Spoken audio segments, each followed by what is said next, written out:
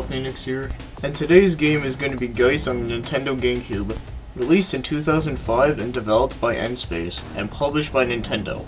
Before this game was released, this game was considered a first-person shooter, but now apparently it's a first-person action game. But to be honest with you, there's no big difference really. So call it whatever you want, but I personally will call it a first-person shooter though. Now there are two modes in this game. There is story mode and multiplayer.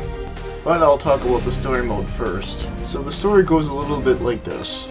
You are a scientist who is a part of a counter-terrorist team that is sent to investigate the Volks Corporation. And no, that's not where Volkswagens are made, okay? Okay, that was a bad joke, I apologize. Okay, let's just get moving. But this company makes weapons and also did some illegal activity. Now, I'm not going to spoil anything, but there is one important thing that I will say, since it does happen at the beginning of the game, and it is kind of the point of the game.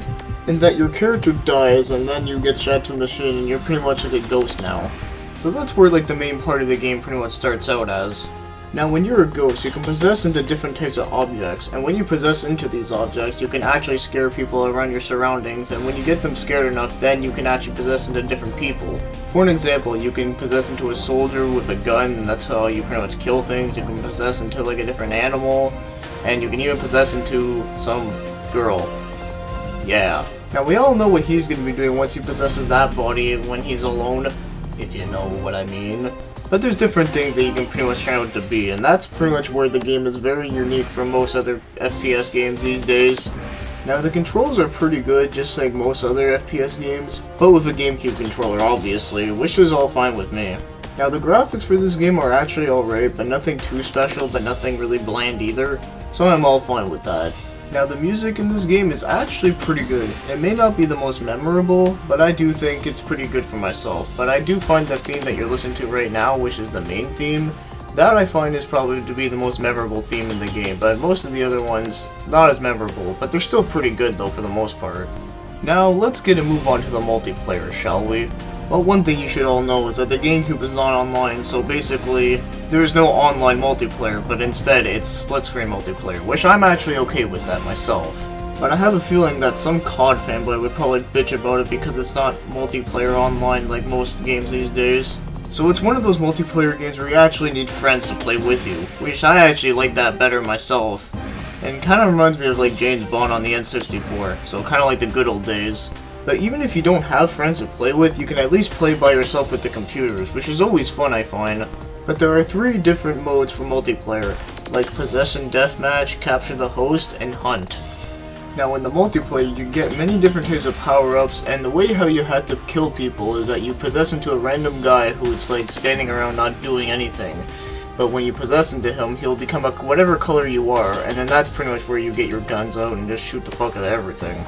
Also, the multiplayer has some unlockables that you have to get from playing through the story mode, which is pretty cool, and also, it's always nice to have more stuff to be able to play in the multiplayer.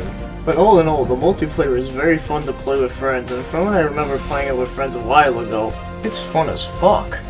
And since this is the first game that I'll be reviewing that has voice actors in it, I guess I could actually say something about it. And the only thing I really have to say about the voice acting in this game is that it's nothing too special, but it's not really anything like fantastic, and it's not like the shittiest thing I ever heard, but it's okay, and at least it does what it's supposed to do.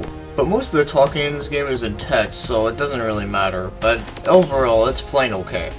Now if you want to buy this game, it's not that expensive at all. In fact, I've actually seen it for $5.99 to $14.99, which is really good price I find. Now if I had to rate this game, I'd probably have to give it an 8 out of 10. A very fun first-person shooter on the Nintendo GameCube in my opinion. I also think it's one of the GameCube's best FPS games. But if you're one of those Call of Duty multiplayer whores, then you'll probably won't like this game at all.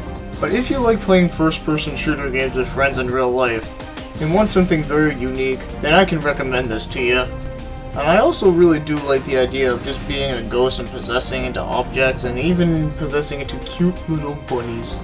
But seriously though, this game is actually really fun, and I would really enjoy it if they ever made a Geist 2 on the Wii U. But sadly, I don't think that will happen because of the fact that Nintendo lost the license from N-Space. But hopefully they can actually do something with that, because I think it would actually be really great I find. Now this is the end of this review. Thanks for watching and commenting.